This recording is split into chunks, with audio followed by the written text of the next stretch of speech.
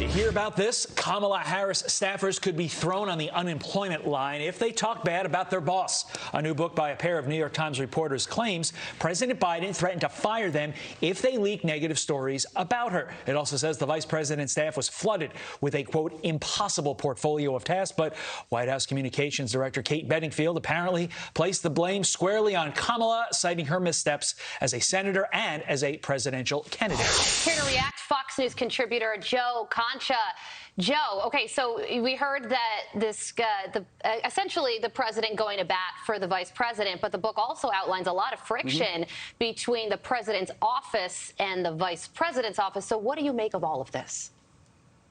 No, Carly, unlike our office here at Fox and Friends First, there is no disarray. There is no backstabbing. Todd and I, we do front stabbing. We want to say something. We say it to each other. We don't go to New York Times reporters and start gossiping. You got to wonder about the timing of this book, right? For the New York Times to have so much access to so many people there, this feels like the Trump years, right? As far as the leaking is concerned, you have to wonder why. But, you know, we haven't seen an office more in disarray than the vice president since Dunder Mifflin, right? I mean, it's anarchy over there, it seems.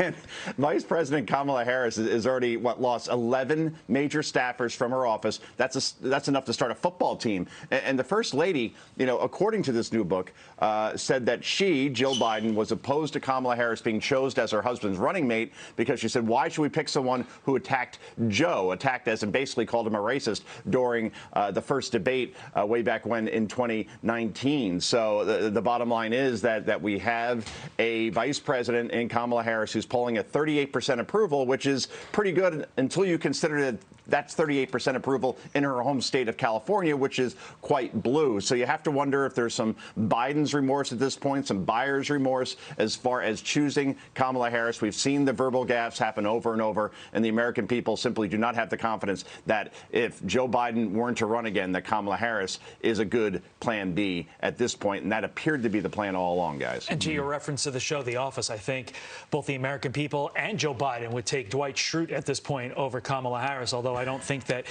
he quite brought in the Mennonite vote the same way that Joe Biden needed the African-American vote, hence the reason he picked Kamala. Meantime, Democratic lawmaker being completely over mask mandates upsets an MSNBC host. Sean Maloney from New York writes, I'm completely over mask mandates. I don't think they make any sense anymore. I'm for whatever gets rid of mask mandates as quickly as possible. But that was met by this take by Mehdi Hasan. Democrats like Maloney are taking an anti-mask position that goes against the science and an anti-mask mandate position that goes against public opinion. Depressing and frustrating on both levels. Joe, are Democrats like Maloney going to be able to extricate themselves from the mask mandates they cause if they don't get cover from, quite frankly, their allies in the mainstream media? I frankly don't know what Mr. Hassan is talking about over at MSNBC. Poll after poll shows that something like 7 in 10 or higher of Americans want to accept that COVID is part of our lives and we should live our lives to the fullest without worrying about it as we did so obsessively over the last 2 years. And I'm somebody who is married to an ER doctor who treated COVID patients. So I understand fully the danger of the virus, but the danger appears to have subsided almost completely.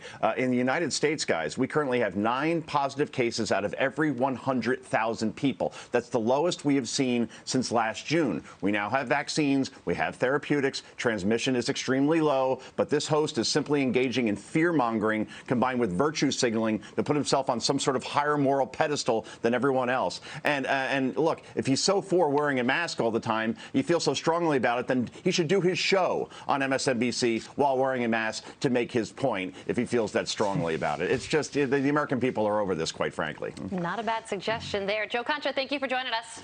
Yeah. Okay, bye. Take care.